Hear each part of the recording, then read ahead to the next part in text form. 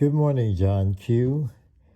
This is the United States of Amnesia, broadcasting today as every day from somewhere between memory and forgetfulness. Today's headline, A Time for Choosing, when blinking is not an option. For 3 broadcasts now, we have been walking toward this moment. The handwriting on the wall, the lion in the sun, and finally Israel, to be or not to be. Today we will finish the walk. A war started with one goal, changed its goal twice, and ended with no goal achieved at all. What's left behind is a region with a fuse already lit and nobody quite sure how much time is left on it. Let's start with what Iran remembers. Iran remembers an empire, not a myth, an empire, a civilization that once governed nearly half of everyone alive on this planet. Cyrus, Darius, Persepolis. The memory did not die. It was buried under sanctions, under isolation, under decades of being told it was a rogue state, a sponsor of terror, a problem to be managed. Then the United States and Israel decided to go to war with it, and the regime is still standing. Not just standing, possibly about to be paid. If the reported terms of this memorandum are real, Iran walks away from a war it did not start, did not win on the battlefield, and somehow leaves richer, $300 billion richer, plus a hand on the tap of the Strait of Hormuz it never fully controlled before. That is not an ending. That is fuel. Fuel for the Revolutionary Guard, fuel for Hezbollah, fuel for Hamas, fuel for the Houthis. Fuel for every proxy that exists for one purpose, and one purpose only, to bleed Israel slowly until it cannot stand. And somewhere in that swelling treasury is an old decree, older than any of these men, in which a Persian king once ordered the annihilation of the Jewish people. Iran's current leadership does not have to read that decree into its history books. They grew up reciting the slogan that grew out of it.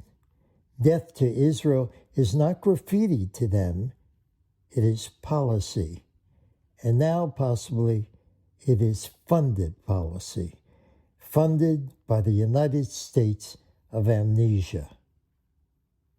That is what Iran hears when it listens to itself right now.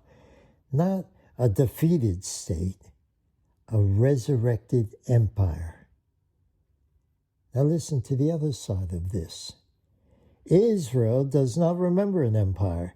Israel remembers furnaces, pogroms, expulsions, forced conversations, and then the 6 million. The number this country was built to make sure never happens again. 2 words, never again. Not a slogan for a bumper sticker. The entire architecture of the state of Israel rests on those 2 words and on one decision made decades ago. Israel would never again be a nation that has to ask anyone's permission to survive. That is why Israel has the bomb.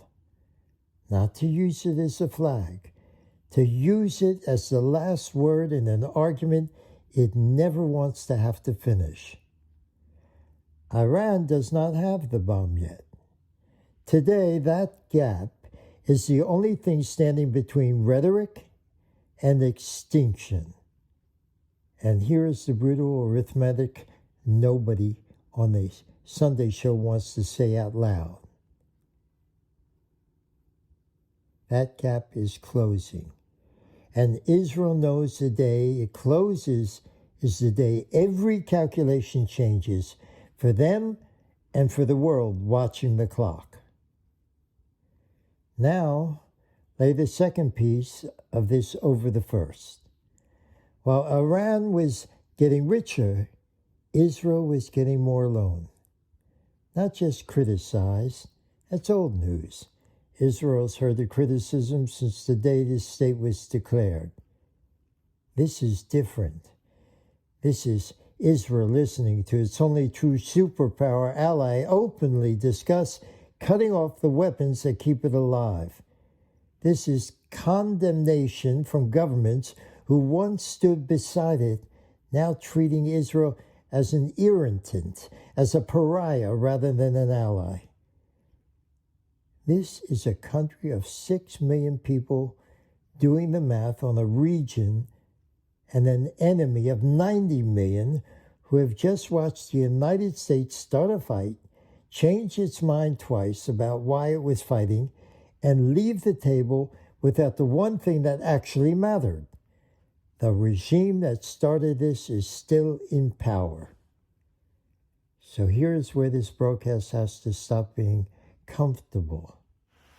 Israel's now facing a country with a swelling war chest, a fed ideology of annihilation, proxies on every border, and a clock ticking toward a weapon that would make all of it permanent and irreversible. And Israel is facing a world that, in this moment, has shown it may not stand beside them when the decision gets made. Every government making decisions like this calculates one thing above all else. What will the world actually do? Not what will the world say. Statements get issued, ambassadors get recalled, markets close, then open again the following Monday. Every nation in this story knows the difference between condemnation and consequence. And that difference is exactly the room a desperate country looks for. We're not going to sit here and tell you what Israel will do. We haven't a clue as to what Israel will do. Nobody outside a small room in Jerusalem knows. What we can tell you is this. The United States built this fuse. We lit a war for regime change and quietly changed the price to no nuclear weapon, then changed it again to opening the Straits of Hormuz and walked away to having delivered none of these, while reportedly paying for the privilege. We don't finish what we started, and the country built on the promise of never again does not get the luxury of leaving things unfinished. That is the world America amnesia built. A pause, with a fuse already lit, and the only question that matters left sitting on the table, and one nobody will say out loud.